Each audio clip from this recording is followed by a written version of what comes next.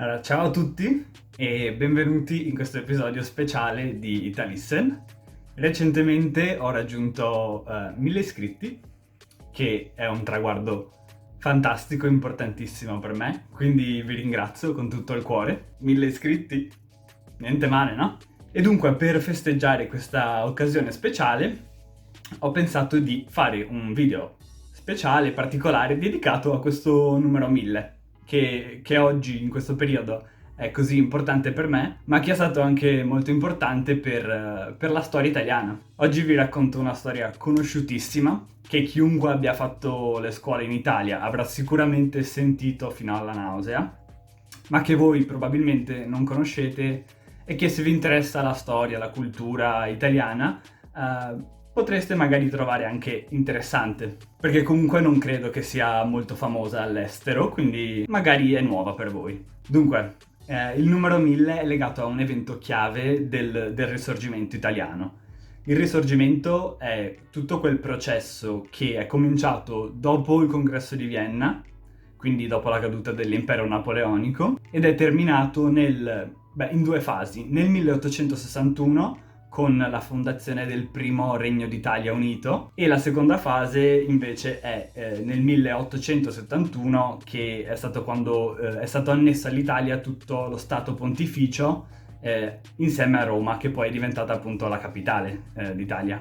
E l'evento di cui sto parlando è la Spedizione dei Mille. Dunque, la Spedizione dei Mille è un evento che ha una patina quasi un po' mitologica nella storia italiana. Dunque, prendete un po' con le pinze tutto quello che dico, perché andrò molto a memoria dal liceo, dalle lezioni di storia del liceo, quindi non vi racconterò tutto con un rigore scientifico, no? Non sono uno storico.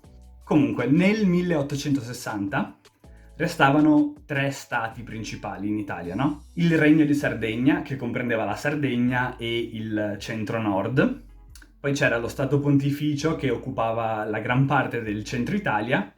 E poi c'era il Regno delle Due Sicilie, che invece occupava la parte più meridionale dello stivale italiano, quindi della penisola, più la Sicilia, l'isola che c'è a sud. E volendo si potrebbe anche includere San Marino, che era una repubblica già da centinaia di anni ed è rimasta indipendente. E poi alcune regioni del nord Italia erano anche occupate dall'impero austro-ungarico, come per esempio delle parti, diciamo, della Lombardia e il Veneto, e poi il Friuli Venezia Giulia e il Trentino Alto Adige. Dunque, come ho menzionato già poco fa, il sud Italia al tempo era unito sotto il cosiddetto Regno delle Due Sicilie, che era sotto il dominio di una famiglia nobiliare di origine spagnola chiamata Borbone. E da circa 40 anni, quindi più o meno dagli anni 20 dell'Ottocento, c'erano state molte rivolte o molti tentativi di rivolta contro il dominio dei Borbone, soprattutto in Sicilia. E dunque, la Spedizione dei Mille che legame ha con queste rivolte? Allora, la Spedizione dei Mille, cioè questo gruppo di circa 1000 uomini che sono partiti in nave da Quarto, che si trova in Liguria, nel nord-ovest dell'Italia, vicino a Genova, sono partiti nel maggio del 1860 e sono andati verso sud, fermandosi alcune volte a fare rifornimento o a caricare nuove reclute sulla costa tirrenica della penisola, quindi la costa ovest, e sono sbarcati poi a Marsala, in Sicilia, con lo scopo di supportare queste rivolte contro il Borbone e essenzialmente usare questo piccolo esercito che avevano per cercare di rovesciare il dominio di questa famiglia nobiliare spagnola. E questo gruppo di circa 1000 persone era guidato da Giuseppe Garibaldi.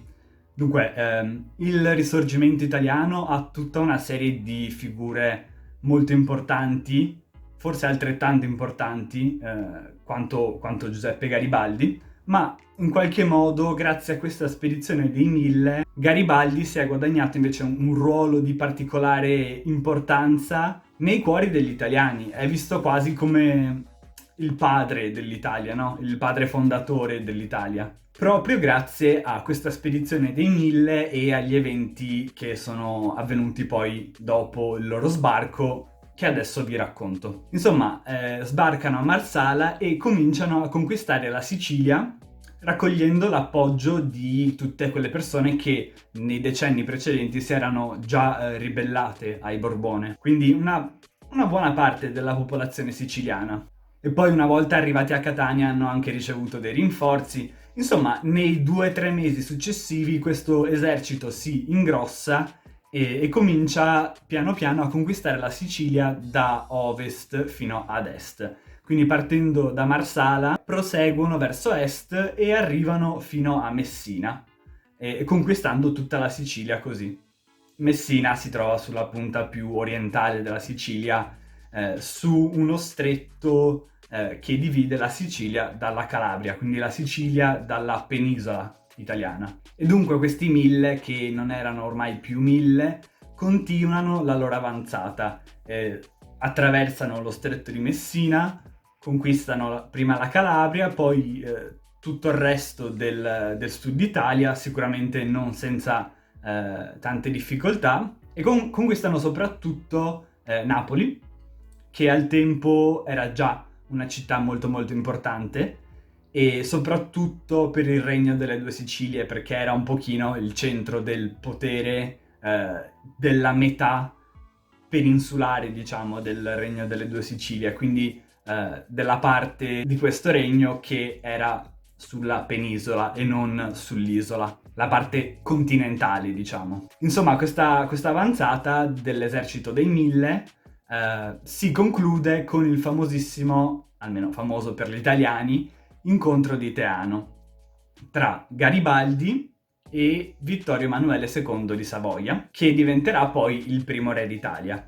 Insomma, si incontrano in questo posto nel sud Italia, che si chiama Teano, appunto, e con questo incontro essenzialmente Garibaldi lascia il dominio sui territori conquistati a Vittorio Emanuele e gli lascia anche a lui e al suo esercito il compito di consolidare la conquista di alcune zone che erano ancora un po' traballanti, diciamo, sulle quali non avevano ancora un controllo, un dominio solido. E quindi nei mesi successivi poi continua il processo di unificazione dell'Italia, al quale comunque mancavano ancora tanti dei territori che fanno parte oggi dell'Italia, e si conclude simbolicamente il 17 marzo 1861 con la fondazione del primo Regno d'Italia, o almeno della prima versione incompleta del Regno d'Italia. E questa data, il 17 marzo 1861, è anche la data alla quale si fa riferimento per festeggiare l'anniversario della fondazione dell'Italia. Infatti quando ero alle superiori, mi ricordo nel 2011 abbiamo festeggiato i 150 anni dalla fondazione dell'Italia, anche se in realtà nel 1861 tanti posti che tuttora sono in Italia non erano ancora parte del regno. E a quel punto, come disse Massimo d'Azeglio, fatta l'Italia, bisogna fare gli italiani. E qui quindi comincia un processo di creazione di un'identità nazionale unitaria per gli italiani, che non solo è stato molto lungo, ma non è ancora finito. E secondo me non finirà mai, perché l'identità degli italiani, secondo me, sarà sempre molto varia e ci saranno sempre grossissime differenze tra il nord, il sud, il centro e perfino tra una regione e l'altra e una città e l'altra. E questo secondo me comunque è tutto parte del fascino dell'Italia, no? Bene, ho finito la lezione di storia. Spero che l'abbiate trovata interessante e vi ringrazio ancora per questo traguardo, che può sembrare molto piccolo per tanti canali, ma per me è un traguardo molto importante. Se questo video vi è piaciuto, mettete mi piace e iscrivetevi al canale. Ciao a tutti!